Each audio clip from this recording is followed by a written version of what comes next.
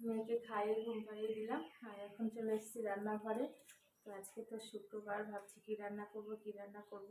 তো অনেক কিছুই সবজি আছে, সেটাই ভাবছি কি করব। তো আলু ভাজা করব, পান্তা ভাত আছে, মানে রাতের ভাতটা পান্তা করে রাখলাম, যে গরম পড়েছে সবাই ভীষণ পছন্দ করছে। আর এই যে সয়াবিন করব, আলু ভাজা করবো পান্তা ভাতে খাওয়ার জন্য, আর লাউ করব, লাল শাক করবো। এগুলো সবাই যে রেখে দিয়েছি এখানে, এগুলো কাটতে হবে। তো এখন এই যে কড়াইটা গরম হয়ে গেছে, বসিয়ে দিয়ে আলু ভাজা, তারপর এক এক করে মানে রান্নাও হতে থাকবে, আমি কাটাকাটি করতে থাকবো।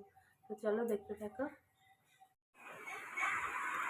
তারপরে দেখো, তোমাদের সাথে সারা দিনে আর দেখা হলো না, একেবারে সন্ধেবেলা, কারণ আমার মেয়ের শরীরটা ভালো নেই।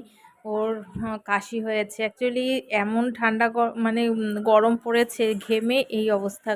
আর ছেলের কাশি হয়েছে, ও বুনুর সঙ্গে সারাক্ষণ থাকে, তো ওরও হবে, এটাই স্বাভাবিক। তো আমরা রেডি হয়ে নিয়েছি, এখন যাচ্ছি বিয়ে বাড়িতে। তো আমাদের দোকানের পাশের এক বোনের বিয়ে, মানে পাশে ওর দোকান, সেখানে যাচ্ছি দেখো। আর এই যে বরের গাড়ি সব দাঁড়িয়ে আছে, মানে বরযাত্রীর গাড়ি সব ছোট গাড়ি নিয়ে এসছে, আর খুব ভাল লাগছে দেখতে। তো আমাদের পাশেই আর কি, 2 মিনিটের রাস্তা ভবনটা আর কি। তো বাড়ি হচ্ছে একটু দূরে, ভবনে বিয়ে হচ্ছে। তো তোমাদের দেখাচ্ছি, এই যে হলো ভবন। আর এখানে সাজিয়েছে গেটটা, দেখো খুব সুন্দর করে। তো গিয়েই ফটো শ্যুট হলো, কারণ বর চলে এসছে, এখনই ওকে নামানো হবে স্টেজ থেকে। তারপরে মালা বদল যা রিচুয়ালস আছে সেগুলো সব, এই যে ও সবার সাথে কথা বলে তো যাচ্ছে আর কি বিয়ের ওখানে, মানে মালা বদল হবে, শুভদৃষ্টি হবে সেখানে। আর আমার মেয়েকে আমি আনতে পারলাম না, কারণ স্কুটিতে আসবো, ওর কাশি হয়ে যাচ্ছে, আজকে 2বার বমি করে দিয়েছে।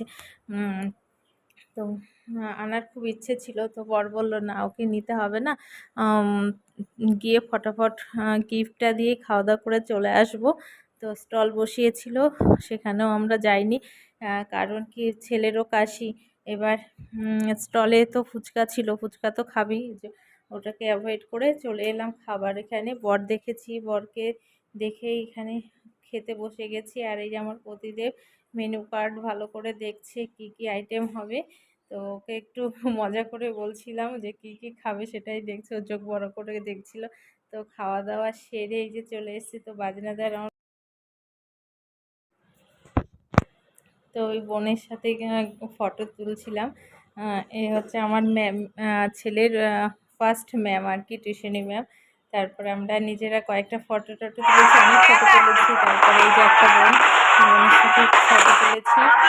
আর এই যে বর এসেছিল, বর এসে সেখানে দেখানো যায়নি, প্রচণ্ড ভিড়, গাড়িতেই ছিল, তখন আমাদের ওয়েট করা সম্ভব হচ্ছিল না, তাই আমরা একটু বসে থেকে তারপরে আমরা যাচ্ছি।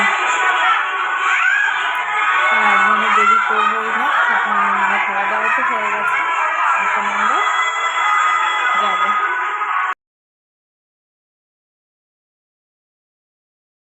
তো বিয়ে বাড়ি থেকে চলে এসেছি, বাবা ফোন করেছে, মেয়ের একটু সর্দি লেগেছে, তো ওকে তো রেখে গেছিলাম। তো পুরো বমি করছিল, আর আমাকে দেখতে না পেয়ে খুব কান্নাকাটি করছিল। তা চলে এলাম তাড়াতাড়ি। আর এই যে ওর বাবা গেছে গাড়ির তেল দিতে, আর বিছানার মধ্যে পুরো পাশ ফেলে দিয়েছে, তাই ছেলে কুড়িয়ে আমার মুখে দিচ্ছে। হয়ে গেছে বাবা। তো বিয়ে বাড়িতে বেশ ভালোই লাগলো। আমাদের দোকানের পাশে হচ্ছে ওই বুনুটার দোকান, আর বুনুটা ভীষণ ভালো আর কি, দেখতে একদম লক্ষ্মী ঠাকুরের মতো লাগছিল দেখতে। আর ছেলে, আমি, ওর বাবা 3 জনে মিলে গিয়েছিলাম। আর ওর সর্দি লেগেছে বলে স্কুটি করে নিয়ে যাইনি ওকে, যার জন্য বাড়িতে খুব কান্নাকাটি করেছে। মানে ঘরে এসছে, ওর ঠাম্মি ঘুম পাড়ানোর জন্য নিয়ে এসছে, এসে দেখে আমি নেই, বাস কান্নাকাটি শুরু করেছে। আর ওর একটু সর্দি লাগলে পরে খুব কাশি হয়, আর কাশি মানে ওর বমি। অ্যাকচুয়ালি ও কী বলতো, এমনি সময় বমি করে না, কোনো কাশির সময় শুধু বমি হয়। তখন রাতের বেলায় যদি একটু কাশি হলো, বাস সারা বিছানা একদম ভিজিয়ে দেবে। তো চলো আজকের মতো এ পর্যন্তই, ভালো থেকো, সুস্থ থেকো, আর এভাবেই পাশে থেকো।